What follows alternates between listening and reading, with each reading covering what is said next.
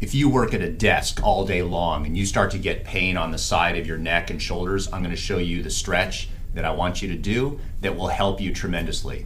I'm Dr. Story. I've been a chiropractor for over 23 years, and I'm going to give you realistic advice based on my experience.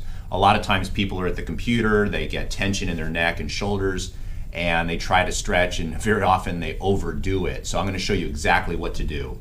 Here's how you do it. First step is it's important to stretch in a good position. So you want to be seated in an upright position. You don't want to be slouched like this trying to stretch your neck. So the first thing you're going to do is sit up straight.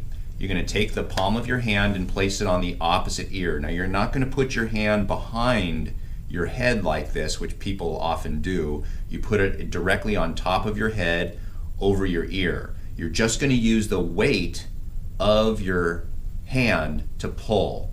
So you're going to bend to the side and stretch all the way like this.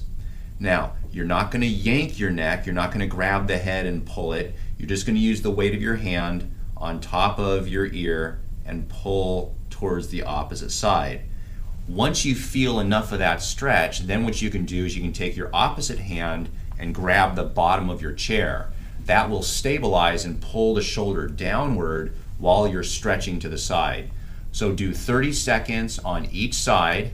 So on the opposite side, I'd place my hand right here, bend it to the side all the way, and hold it for 30 seconds. Very often doing this every hour, on the hour, while you're working at a computer, can significantly reduce the pain that you're feeling in your neck.